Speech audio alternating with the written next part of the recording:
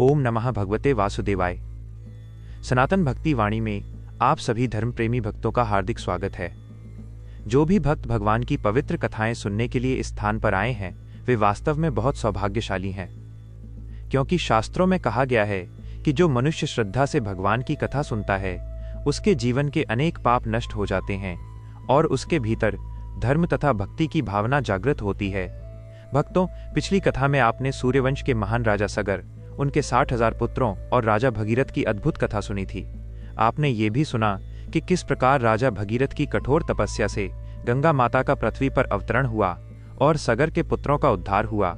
लेकिन भक्तों, सूर्यवंश की ये महान परंपरा यहीं समाप्त नहीं होती। इस पवित्र वंश में आगे भी अनेक महान और अद्भुत राजाओं ने जन्म लिया, जिनकी कथाएं धर्म और जीवन के गहरे रहस्यों को समझाती हैं। इसी सूर्यवंश में आगे एक ऐसे राजा का जन्म हुआ जिनका जीवन एक विचित्र और रहस्यमयी घटना के कारण पूरी तरह बदल गया। उस राजा का नाम था राजा सौदास। राजा सौदास अत्यंत पराक्रमी, धर्मप्रिय और अपनी प्रजा का पालन करने वाले न्यायप्रिय राजा थे। उनके राज्य में सुख, समृद्धि और शांति का वातावरण था। प्रजा उन्हें बहुत प्रेम करती थी और उन्हें एक आदर्श राजा मानती थी।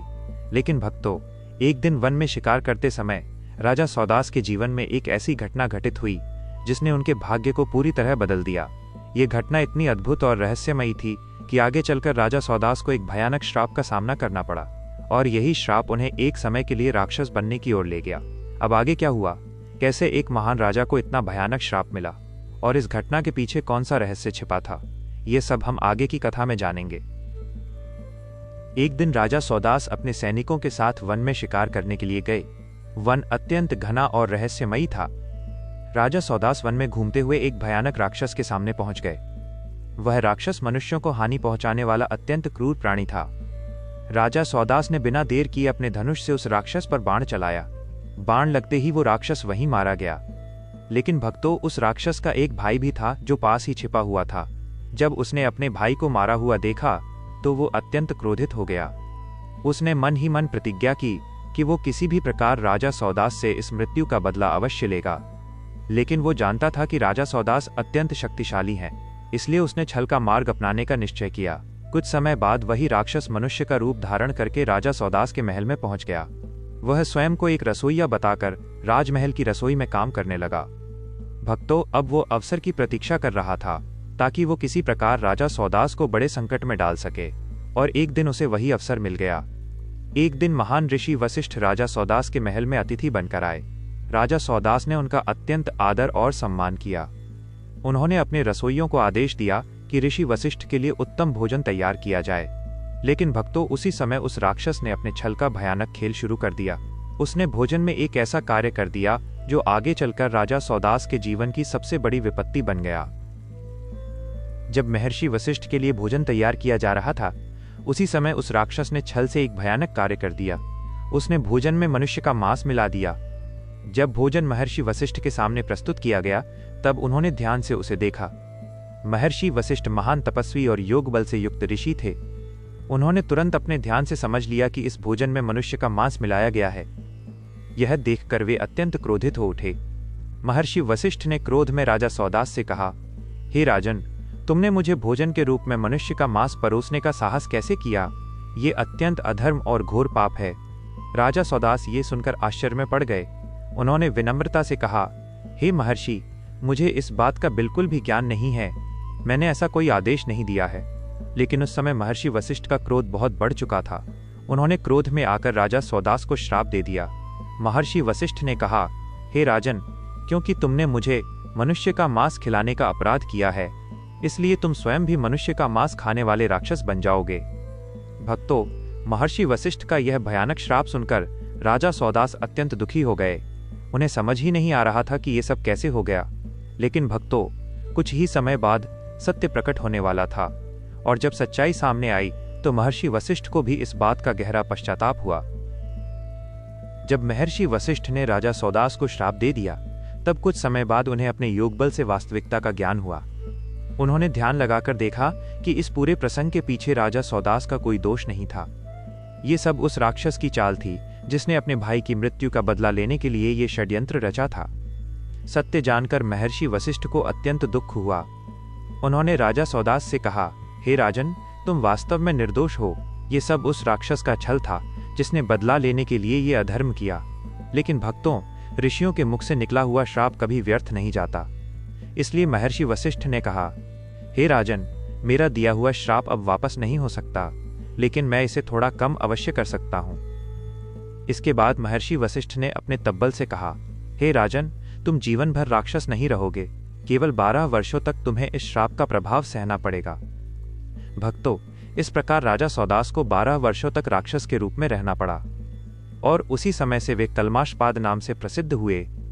लेकिन भक्तों, इस श्राप के कारण आगे चलकर एक ऐसी दुखद घटना घटी जिसने पूरे सूर्यवंश को संकट में डाल दिया। महर्षि वशिष्ठ के श्राप के प्रभाव से राजा सौदास धीरे धीरे अपने स्वरूप को खोने लगे। कुछ ही समय में वे राक्षस के समान भयानक रूप धारण कर बैठे। अब उनका मन भी राक्षसों की तरह क्रूर और उग्र हो गया। वे वन में भटकते रहते और अत्यंत पीड़ा में जीवन बिताने लगे। भक्तों, एक दिन की बात है, राजा सौदास वन में घूम रहे थे। उसी समय उन्हें एक ब्राह्मण दिखाई दिया जो अपनी पत्नी के साथ वन मार्ग से जा रहा था। श्राप के प्रभाव में राजा सौदास का मन अत्यंत उग्र हो गया। उन्होंने उस ब्राह्मण को पकड़ लिया। ब्राह्मण की पत्नी अत्यंत भयभीत हो गई और रोते हुए बोली, हे राजन, आप सूर्यवंश के महान राजा हैं, कृपा करके मेरे पति को मत मारिए। यदि आप ऐसा करेंगे तो ये अत्यंत बड़ा अधर्म होगा। लेकिन भक्तों, उस समय श्राप का प्रभाव इतना प्रबल था कि राजा सौदास अपने क्रोध को रोक नहीं सके। उन्होंने उस ब्राह्मण को मार डाला। यह देखकर ब्राह्मण की पत्नी अत्यंत क्रोधित हो गई। उसने दुख और क्रोध में राजा सौदास को श्राप दिया। उसने कहा, हे राजन, जिस प्रकार आपने मेरे पति की हत्या की है, उसी प्रकार जब भी आप अपनी पत्नी के पास जाने का प्रयास करेंगे, उसी समय आपकी मृत्यु हो जाएगी। भक्तों, ये श्राप सुनकर राजा सौदास अत्यंत दुखी हो गए। अब उनके जीवन में एक और बड़ी विपत्ति आ चुकी थी। जब उस ब्राह्मणी ने राजा सौदास को यह भयानक श्राप दिया, तब राजा सौदास अत्यंत दुखी हो गए। श्राप के प्रभाव से उनका जीवन पहले ही अत्यंत कष्टमय हो चुका था और अब इस नए श्राप ने उनके जीवन को और भी कठिन बना दिया। समय बीतता गया और धीरे धीरे महर्षि वशिष्ठ के श्राप के 12 वर्ष पूर्ण हो गए। 12 वर्ष पूरे होने के बाद राजा सौदास फिर से अपने मानव रूप में लौट आए। अब उनका मन भी पहले की तरह शांत और धर्मप्रिय हो गया। लेकिन भक्तों, ब्राह्मणी के श्राप के कारण एक बड़ी समस्या सामने खड़ी हो गई थी।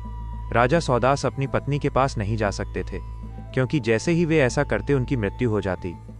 इस कारण राजा सौदास के वंश के आगे बढ़ने का संकट उत्पन्न हो गया। राजा सौदास की रानी अत्यंत धर्मपरायण और बुद्धिमती थीं। उन्होंने इस समस्या का समाधान खोजने के लिए महर्षि वशिष्ठ की शरण ली। महर्षि वशिष्ठ ने धर्म के अनुसार एक उपाय बताया। उन्होंने कहा कि वंश की रक्षा के लिए नियोग विधि का पालन किया जा सकता है। इसके बाद महर्षि वशिष्ठ के तपबल से रानी को एक पुत्र की प्राप्ति हुई। उस पुत्र का नाम रखा गया अश्मक। भक्तों, यही अश्मक आगे चलकर सूर्यवंश की परंपरा को आगे बढ़ाने वाले महान राजा बने। इस प्रकार अनेक कष्टों और विपत्तियों के बाद भी सूर्यवंश की परंपरा आगे बढ़ती रही। राजा सौदास के पुत्र अश्मक बड़े होकर एक पराक्रमी और धर्मनिष्ठ राजा बने। उन्होंने अपने राज्य का शासन न्याय और धर्म के अनुसार किया। उनके राज्य में प्रजा सुखी और संतुष्ट रहती थी। समय बीतने पर राजा अश्मक के यहाँ एक पुत्र का जन्म हुआ। उस पुत्र का नाम रखा गया मुलक। राजा मुलक भी अपने पिता की तरह धर्मप्रिय और प्रजावत्सल राजा बने। भक्तों, उस समय संसार में अनेक स्थानों पर क्षत्रियों के बीच युद्ध और संघर्ष होते रहते थे। इन युद्धों के कारण कई बार क्षत्रिय वंशों पर संकट भी आ जाता था। ऐसी ही एक कठिन परिस्थिति में राजा मुलक को भी अपने वंश की रक्षा के लिए अत्यंत सावधानी और धैर्य से काम लेना पड़ा। लेकिन भगवान की कृपा और अपने साहस के कारण उन्होंने सूर्यवंश की परंपरा को सुरक्षित रखा।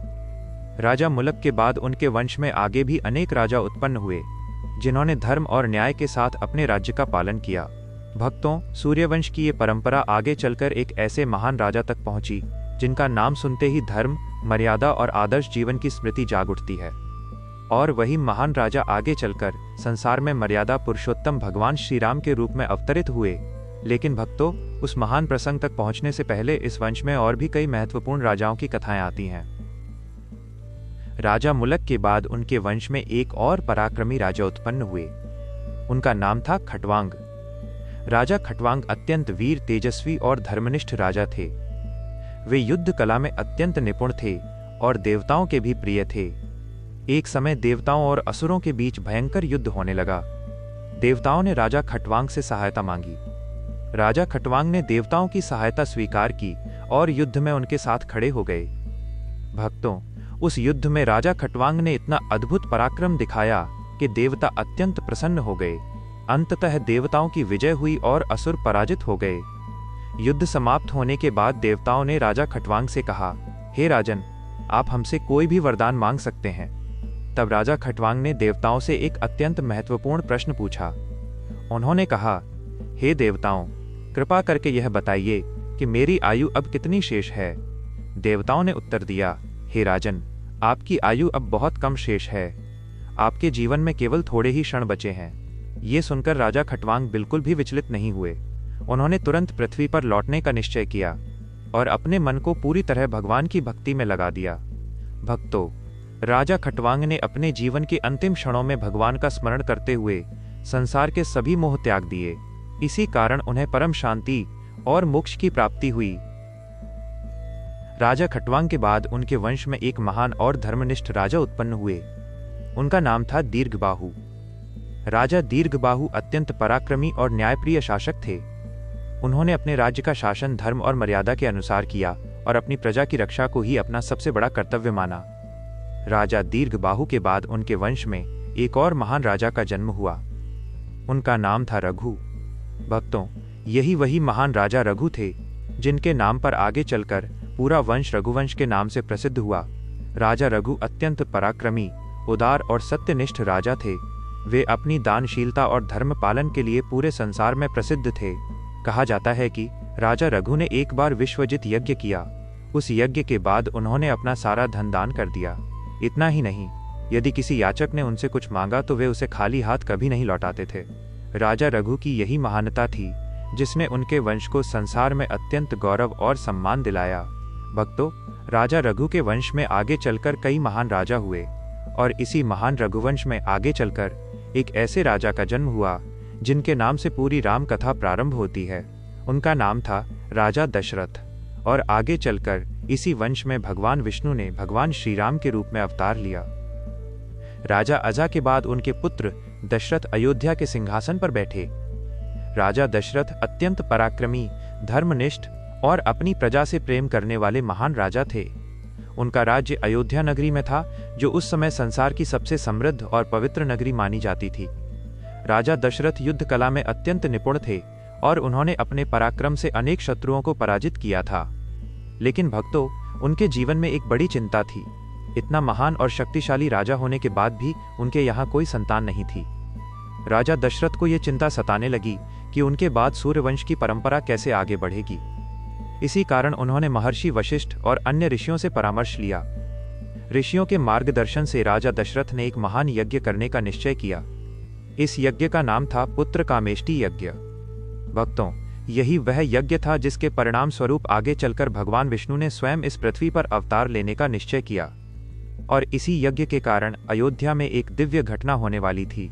कल की कथा में हम सुनेंगे कि कैसे पुत्र कामेष्टि यज्ञ के फल स्वरूप राजा दशरथ को 4 दिव्य पुत्र प्राप्त हुए और कैसे भगवान विष्णु ने श्री राम के रूप में इस पृथ्वी पर अवतार लिया।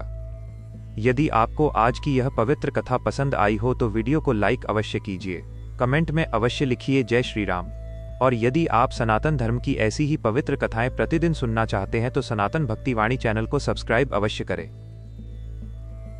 राजा अजा के बाद उनके पुत्र दशरथ अयोध्या के सिंहासन पर बैठे। राजा दशरथ अत्यंत पराक्रमी, धर्मनिष्ठ और अपनी प्रजा से प्रेम करने वाले महान राजा थे। उनका राज्य अयोध्या नगरी में था, जो उस समय संसार की सबसे समृद्ध और पवित्र नगरी मानी जाती थी। राजा दशरथ युद्ध कला में अत्यंत निपुण थे और उन्होंने अपने पराक्रम से अनेक शत्रुओं को पराजित किया था।